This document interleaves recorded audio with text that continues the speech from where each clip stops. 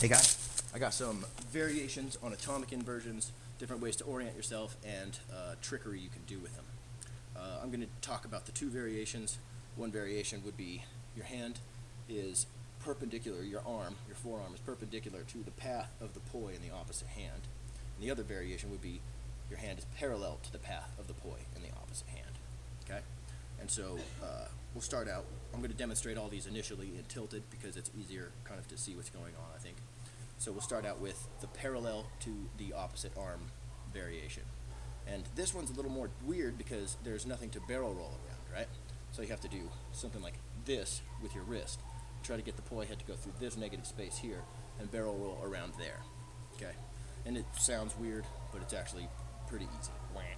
See? You just slide it right in that space. You can barrel roll it through. Now that one's neat because if you're doing it on horizontal versus horizontal, it fits the same way. You got to open that space by sticking your elbow out. But you do that, barrel roll through, and it puts you right here, which is perfect for the intro version. And then that sets you right up for another one, just like the pineapple weave, but it's like atomic. So it's kind of a neat little tool to have.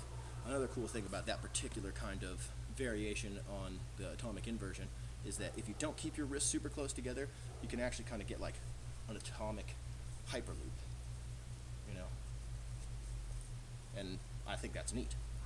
It's just a cool other variation. I think it makes a helix if you took like a long exposure photograph or something. That'd be cool. The other variation would be where your hand is perpendicular to the path of the other poi.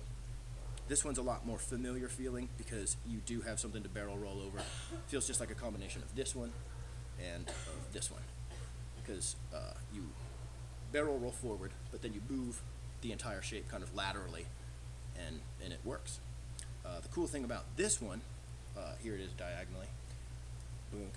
You know, the cool thing about that particular variation is that because you are perpendicular, then you can lovelace really easily, boom, and then push it through, right? And the same thing on this side, boom, and then push it through, and they both work. It's like not technically inversion, but it's super cool, you know, boom, shit. But all of these are also available. There's the perpendicular and the parallel. And so in horizontal versus vertical, those options are there too. You can do left hand horizontal, right hand horizontal, or you can do the other way, right hand horizontal, left hand horizontal.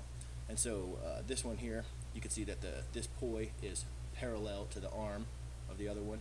So I'm going to have to do that weird jut out thing with my elbow. And that's exactly the same thing with this other hand, but it's vertical. So instead of doing jut out, like this one, I'm doing jut up, right?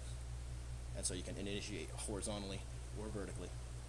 And that's in this configuration. We also have this variation where the right hand initiates horizontally and the left hand initiates vertically. But then we also have this, right? And in this one you can see it's the perpendicular one, so it's more of a barrel roll kind of thing. So we'll say the horizontal one can initiate, wink, and barrel roll around, or the vertical one can initiate, wink, and barrel roll through that way. Also works this side. This one initiates, barrel rolls through, sloppy, and then the other one initiates, and it barrel rolls through that way. So those are all the variations, you know, that I can think of right offhand of the basic ones, except for I demonstrated all those in forward.